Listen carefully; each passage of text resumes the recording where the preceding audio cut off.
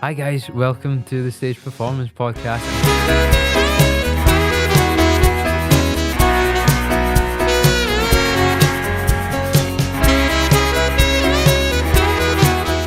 Hi guys, welcome to the Stage Performance Podcast. I'm so excited that I finally get to give this to you now, because we've all been working really hard on it for a while now, and the team at Bulletproof Studios have been absolutely phenomenal. So it's finally here. So before we get into the guest episodes, I thought it'd be nice to start the season by just telling you a little bit about myself, what it is that I do.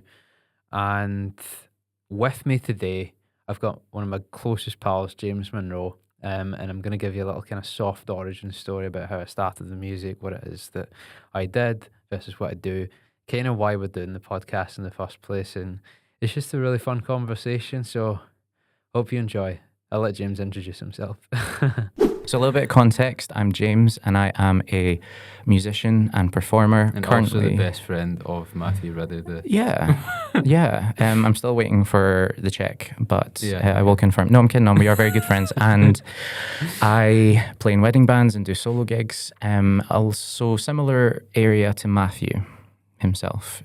And I thought it was appropriate that I had James on today, because when I wanted to talk about so that this will probably be the first episode that I release, and I thought it'd be nice to do a kind of soft origin, kind of like what it is that I do, so that people aren't like, who is this guy, every time there's a conversation. And I don't think I think you could stare into a camera and do that the whole time, but I think that's quite, you'll know yourself, like when there's a camera then you're just staring into it, you're like, oh, okay. Yeah. Whereas when you're talking to someone that you're close with, it's just a much easier kind of... Yeah, like things come out that wouldn't normally come out. Exactly, yeah. Yeah. And like you'll ask questions that I never would have thought, because asking yourself questions can be really hard. Yeah, exactly. You know? Yeah. And trying to be spontaneous can be harder on your own. Very much so. So it's a lot of like, people all know it's a lot of hit and record on the camera, Yeah. talking to yourself for a bit and going, oh, that was rubbish, and then stopping it and then trying again. Whereas with this, it's like, you need to just keep going. Just keep going, you know? Yeah, I mean, there's never, like, one of the things I was kind of scared of when I was doing this was having that moment of, I can't believe you've said that, that's it. So, I can't believe you've done but this. that's the thing, when I was talking with, I don't know what order all these episodes are going to be released in, but I was talking to Lucy yesterday, and there was a moment Love her. where I said, Yeah. Lucy Tay, shout out. Love her. There was a moment where I can't remember the exact line of the conversation, but I says, well, there's two things I'd say about that. The first thing was and I was like, and I've completely forgotten the second thing. So that's all. Thank you for coming. And yeah, no, I know it's hard, but when you're speaking to another person, It's so easy, yeah. Conversation Literally. flows. So let's start at the very, very beginning. Okay. What hospital were you born in? I don't know. Oh, you don't? I'm not one for detail. I just know I was born and that was... So at least you know that. That's pretty good. What was your first ever performing experience? Well, if I remember correctly, it was Showcase Cinema. Okay. There used to be an old piano that was there, and I remember going to see, I think it was Transformers: Age of Extinction. That's what the film was. Mm-hmm. And outside there was a piano, and I thought I would just go and have a shot. Because it's even at that age, like, see when you see a piano in public, every fibre of your body is like, I need to go and play. Because like at that stage, you're not a gigging musician. You're like, that's all potential. Mm-hmm. So like when you see it, you just think, I'm going to go over. And then the managers were like, hey, do you want to come and play here on like whenever you're free? And I didn't get paid money, because I was like too young for money, but they were like, You're never too young for money. but they were like, you can see free films. So did you know that you were good then at the piano? I thought I was lucky. How old were you at the time? 14 or 15. So you were Really not that old. 4. Okay, so old enough to know if you're good or not. Because I remember being 5 years old at my 5th birthday party, and there was this beautiful grand piano in the hall, and I just kept going up to it and wanting to push, the keys and stuff. And I remember like people were like, stop playing with the piano, but I was only 5. But you had been practicing piano, you'd been learning piano. Well, the thing is, at that point in time, I remember in high school, like the whole education system was like, if you can't read music, you are nothing. So I think it wasn't encouraged to be good at like the pop music. So like being good. So you were playing pop music? Yeah, I was really bad at all the sight reading stuff when I was younger. And I remember the teachers always been really like, you know, when you go to your music lessons and they're like, you can't practice this bar, correct finger, correct articulation. Like, but what I could do is I was good with my ear. And so, You were good with your ear. yeah. So like for the non-musicians, you were good Okay, at... I should stipulate. Okay, so there's kind of two areas in music, like two main ones, I would say. There's the people that are really good in terms of performance with reading side of music. They're really good at sight reading. You see a lot of this in maybe church organ work or like pit work or something like that. Whereas you have your other people that maybe kind of like better at busking, you know, just listen to a song and playing it. And Playing by always, ear. Yeah, and I've always been in that camp. Yeah, So same. yeah, Yeah. You're very good at both though. I'm not very good at both at all. No, you are objectively better at me at sight reading. I've seen you do it, but reading sucks. So yeah, it's for nerds. No, I'm kidding. I would kill to be able to sight read. But as you say, we're both kind of blessed with a good ear. Yeah, So, and I think the thing is you have more fun that way. yeah, well, yeah, I think so. Yeah, I think so. And it makes you lazy, like, because if you do have a good ear and you get good at your own instrument, whether it be the saxophone, singing, piano, guitar, whatever it is you use to produce sound and tune sound, then it's like it becomes more natural and then quicker, and it feels easier than sitting down and trying to like interpret the dots on the page. Yeah, You know? and sometimes you have a teacher on your back and you're like, oh, Yeah. he's going to shout at me. You're like, get off my back. Absolutely. But it was funny though, because after that, it was the complete opposite line of work I went into, and it was church organ. Okay. That was so much more stressful. It was really good and it was really nice. Like I do kind of miss it sometimes, but And where did you do the church it was St. organ? Augustine's. In Coatbridge? That's right. Okay. And it was really nice, a really nice community there. Yeah. I still see a lot of them, to be Uh-huh. fair, even to this day. And was it just general services or weddings or funerals? A bit of or- everything. Yeah. So it was the 5 p.m. Vigil, and that was fun. But it was really scary as well, because like, see, when you do weddings and stuff like that, or kind of the party stuff now, like it's all fun. Like there Mhm. might be stressful components to that, but there was always something really terrifying about, you know, playing at something so formal, especially if it was funerals. Yeah. And that was a thing long before the saxophone gigs became a thing. Mm-hmm. And so I remember that. It was just, I remember being petrified every time I Yeah. went to do that. There would always be that minute of silence before Mass, and you would just be like, Because you don't want to mess it up. no, of course And not. the stuff that we play now is the fun part, as you say. Yeah. It's after everyone's had a bunch of alcohol and other substances, and like we start to we play music and everyone's up for a good time, but that's the most important part of the wedding day. If you mess that up, I don't know, have you ever had this moment where maybe you're playing at a wedding ceremony, like it could be like a humanist event or something, and you've learned that you know for a fact that the songs that you've been given are the correct songs, yeah. but you have that, what if I've played the wrong song? Yeah. You know, you Yeah, just have that yeah. intrusive thought as Yeah. you go, and you're like, what if this is the wrong song? And you know for a fact it's not, but Yeah. when you get nervous, your brain just... Or you mess up clicks the to- wedding music with the funeral music. You play the death march I as she don't walks think I'd down the ever aisle. do that, but like... Okay, so yeah, so you're very diverse. You know, you were at the cinema, and then you did that regularly, and then you were at the church. When did you pick up the saxophone? That was kind of later on. I mean, I'd been playing saxophone, kind of like to do the formal part of hires and stuff like that. But it wasn't really until I went to Glasgow Clyde that I really started to enjoy it. Glasgow Clyde College, That's right. Langside campus. Shout out to you guys. Shout out to Alan. Love you, Alan. Yeah. Yeah. That we both studied there. That's how we met. It is, yeah. And it was a fantastic experience. In fact, it was funny because probably the first time that I started to have fun with the sax was in the band stuff that we did together. Whether it was for the diploma show that we had to work on, or whether it was for like some of the bands that you were playing in at the time. That was when I thought, you know, you can actually have fun with this, learn your blues skills, and yeah. And still like have fun with it, but like be good at the music at the same time. Yeah. Because yeah, it's easy for when you're in a rehearsal room to just mess about and stuff like that, and that is a lot of fun, and I would highly recommend. However, it's also fun when you produce something musically that's really, really cool, you know? Yeah. together with a really good musician. And then taking that to like, I suppose it's not so much the same. It can be like when you're doing weddings and things, but see when you do like those showcases or performance classes that are really unique to college, is when you take it to a crowd that are actually like there to listen. Yeah. You know, that's kind of when that stuff pays off, I think. When people want to hear it. Yeah. Because I've played a few gigs where I've been in the corner of the room and they're like, can you turn down just a little bit more? Just a little bit more. Then you're like,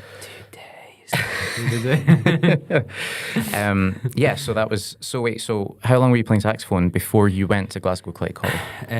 I'd started in first year of high school, but So piano really dominated through that. I just had a lot more fun playing piano at high school, but it was only really when I went to college towards the end that I started to try really hard on the saxophone. So how long would you say the trying really hard, the intense period of preparation, which got you into the Royal Conservatoire of Scotland?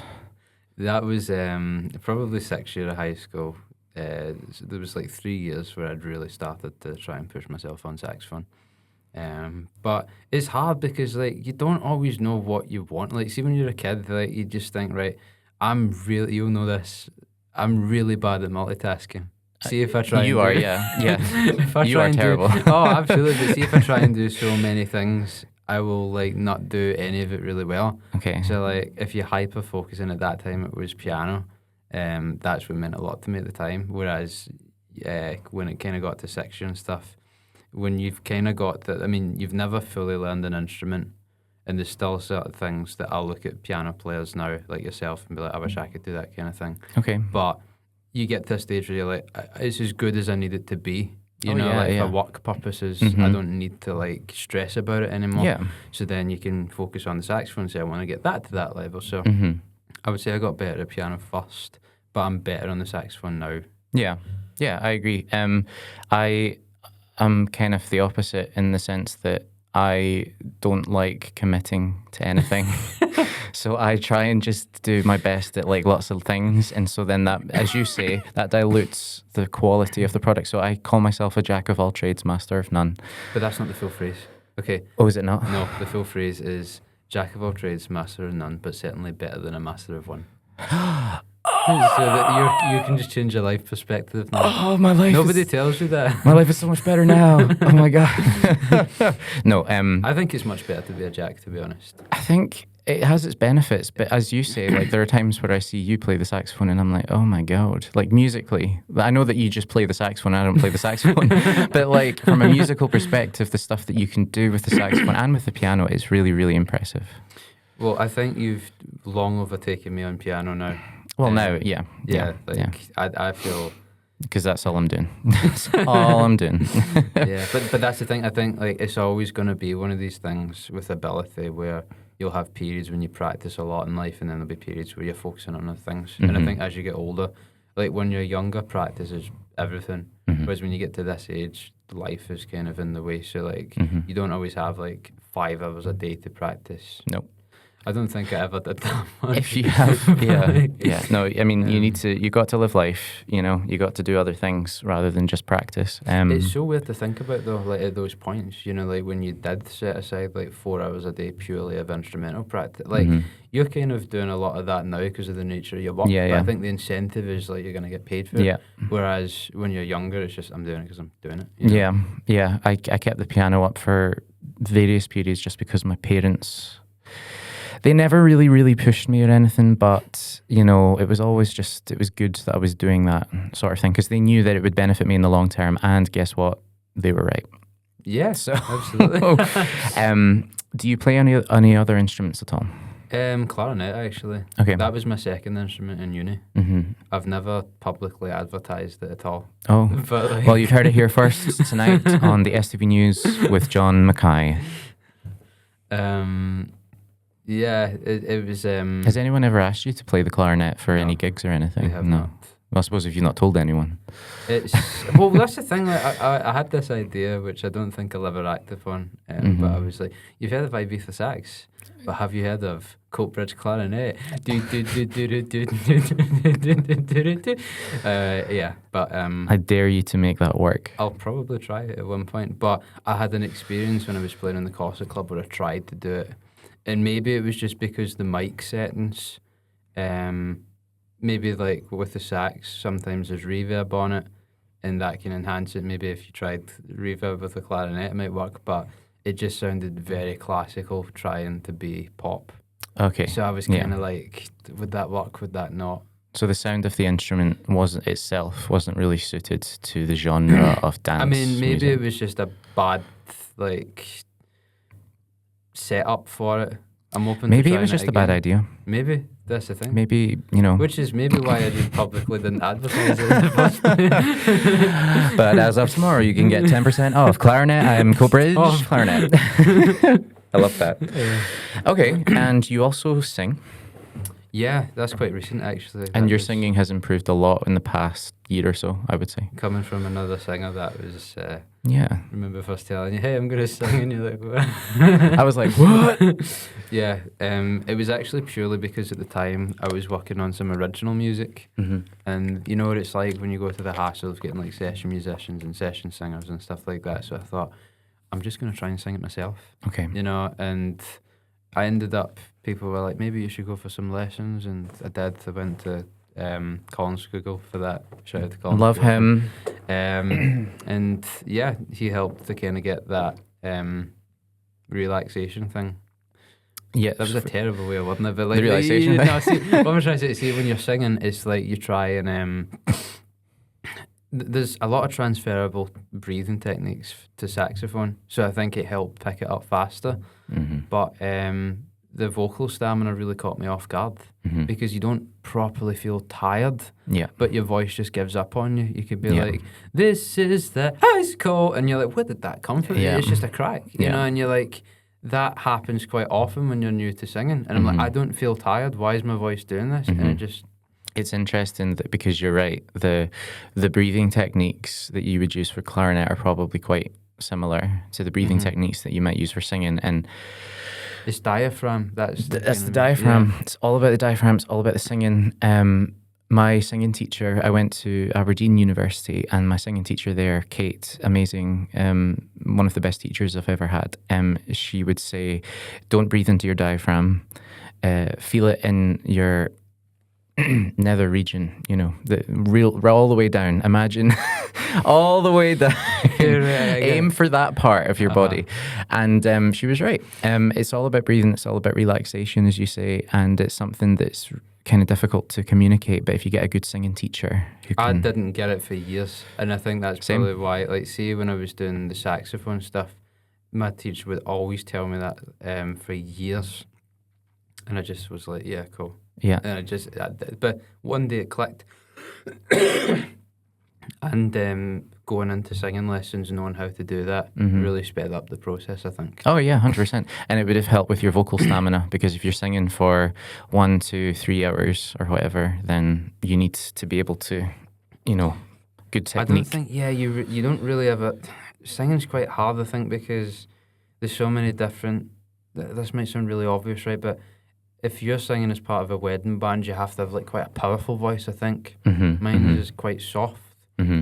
And so like when I've done gigs in the past where it's just piano and singing, that suits me quite well because I've got that kind of voice. Yeah. Whereas if I go into singing like big song, I don't have that powerful voice that I feel like I can do that. So I get what you're saying, and there's lots of different voice types, and I suppose when you're singing covers, I don't know about you, but me personally, I try and emulate the sound of the original track as much as possible, especially because I'm playing keyboard.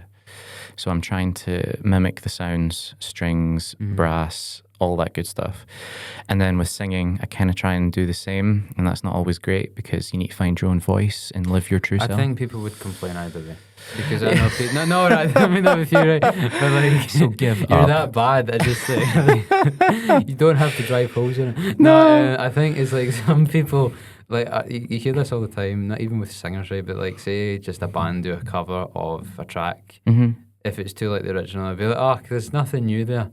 Right. And then if they do something different, it's like, oh, it's not like the original. So you're going to get people on both sides of the fence. That are just You're absolutely right. That's the difference. Because when I'm playing the weddings and stuff, it's, I suppose, in my mind, it's always just been just emulate the original track as much as possible. There's so many things happening. But then you get with some wedding bands and they do just a slight different genre of a song. Like, I'm trying to think of an example. Then tomatoes are getting thrown. What? Tomatoes are getting thrown, yeah. Yeah.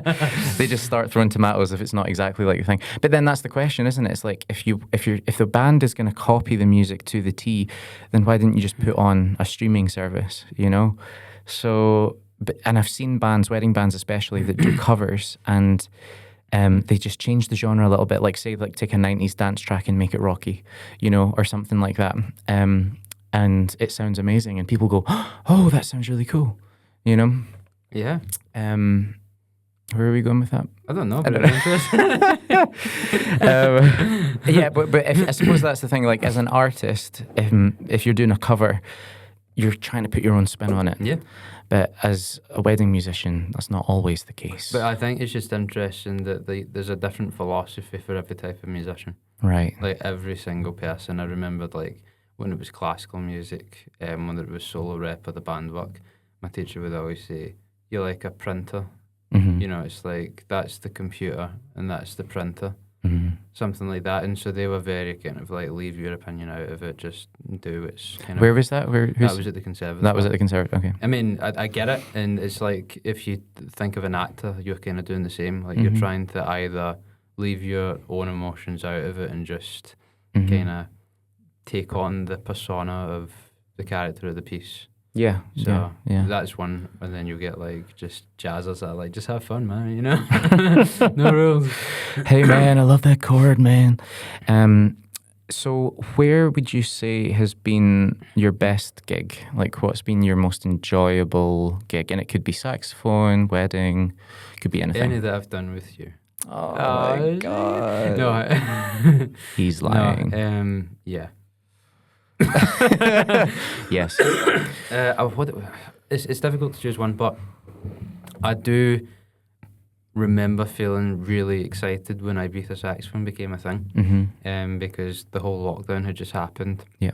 And at that point in time, I had only done piano gigs, with the exception being Princess Square, where I had brought the saxophone in, but that wasn't compulsory. Princess Square in Glasgow.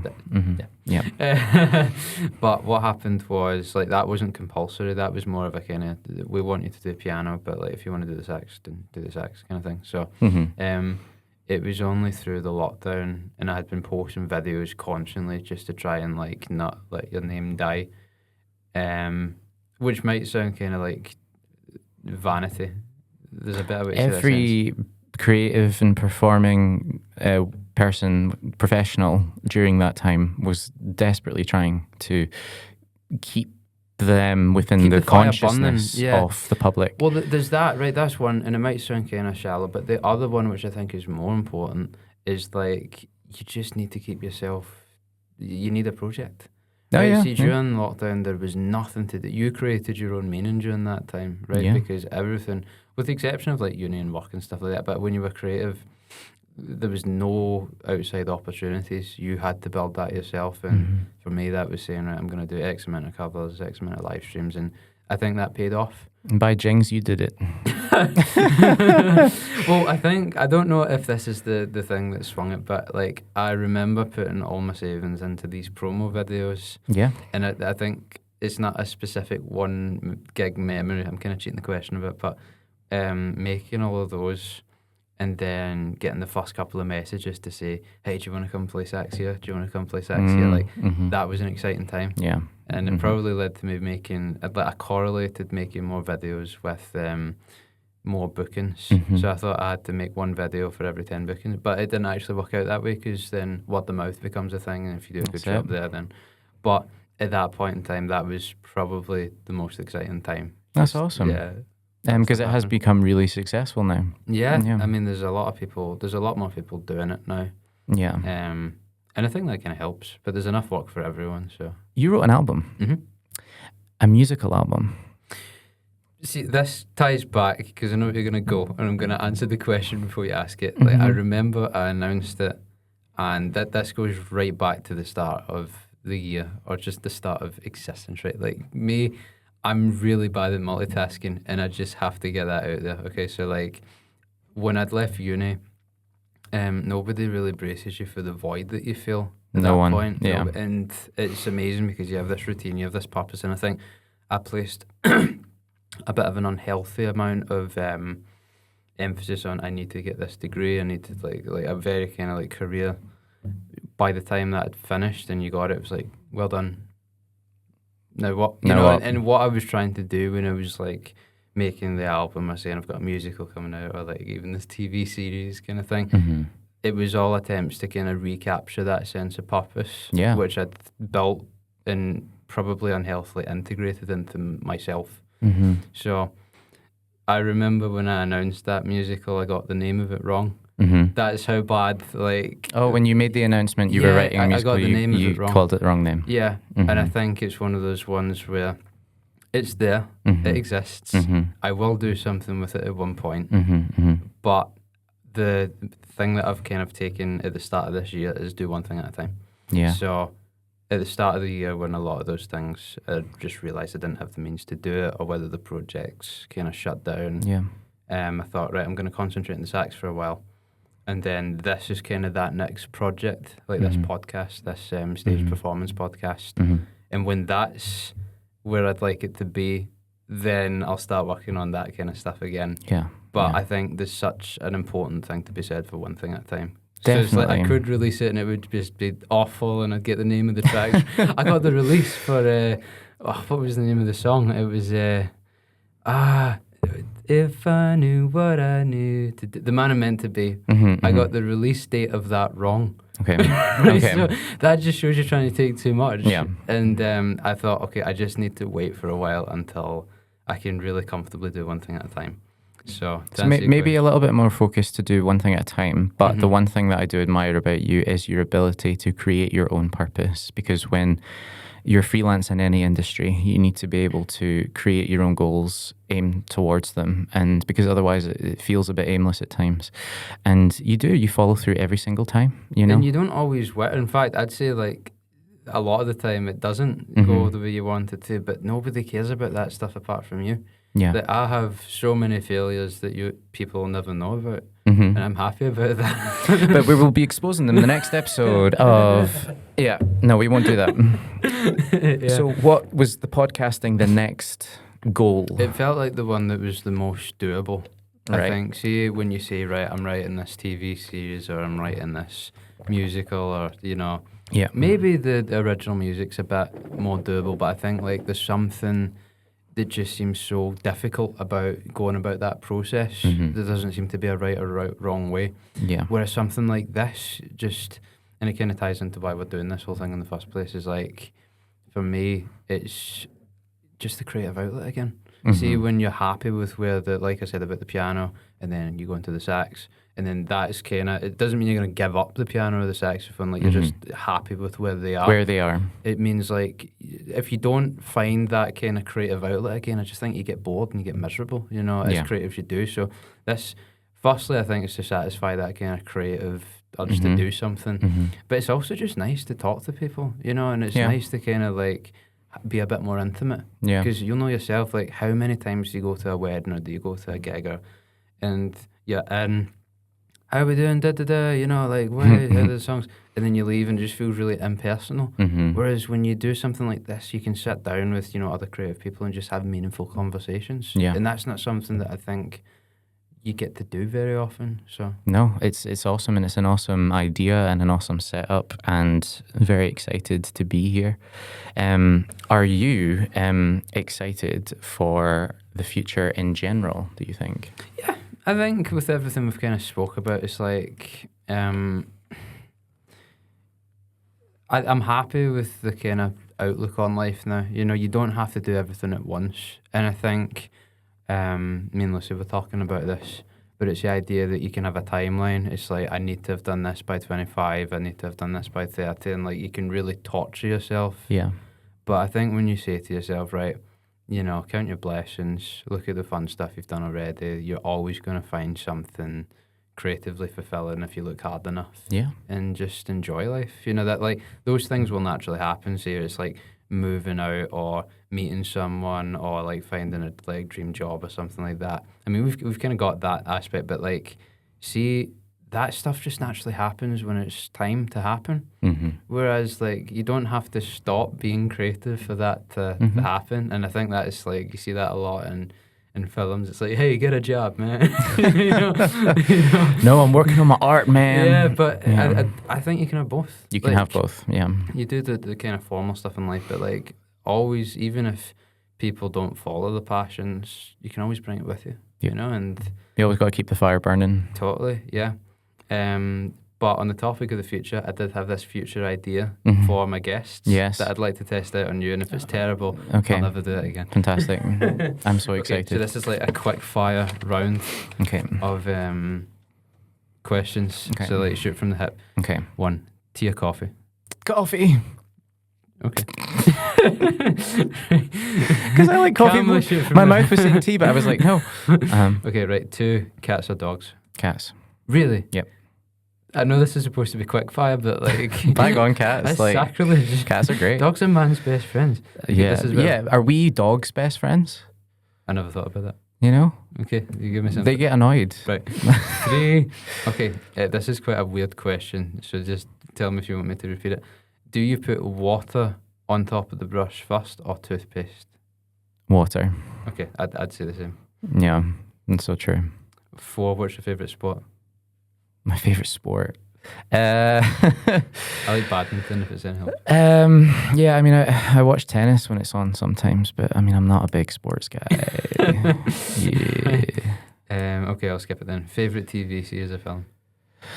I watch a lot of movies. I've seen really, really good ones. I saw Long Legs at the cinema with Nicolas Cage, and it was terrifying, and it was so good.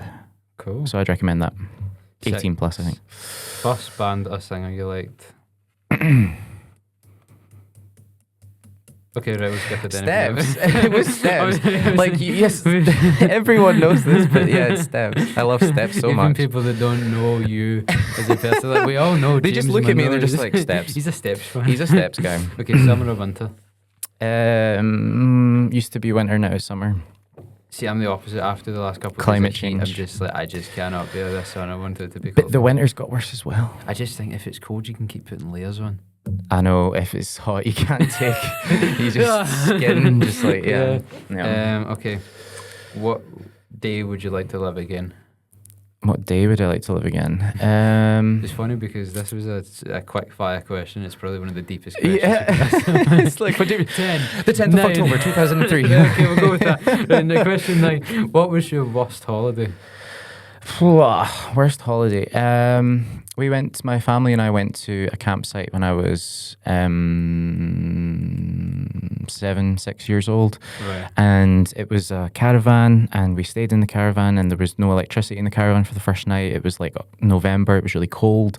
There was no hot water. Then we got heat, but then there was like a storm, and it like blew the sea up into the caravan. Wow. It was weird. That sounds right bad. It was scary as a kid. Yeah, this question's also kind of scary. Yeah. I'm hesitant to ask it, right, but do you know what? It's here.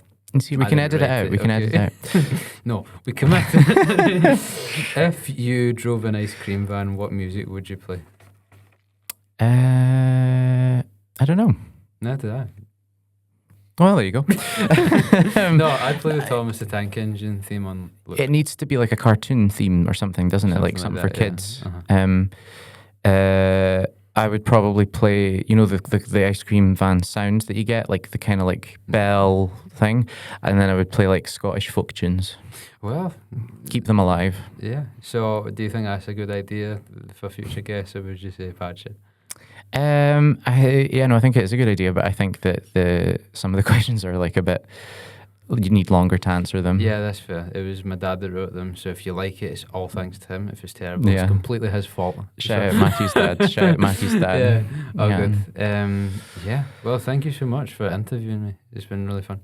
Give me the questions real quick. No. Okay. Because it's been a Matthew centric interview, so we might cut the James. It's up to whoever. But I'll ask you. So I'll go as fast we're as gonna go possible. with your quick fire round questions, and I'm gonna ask you them. Okay. Right. Tea or coffee? Tea. Cats or dogs? Dogs.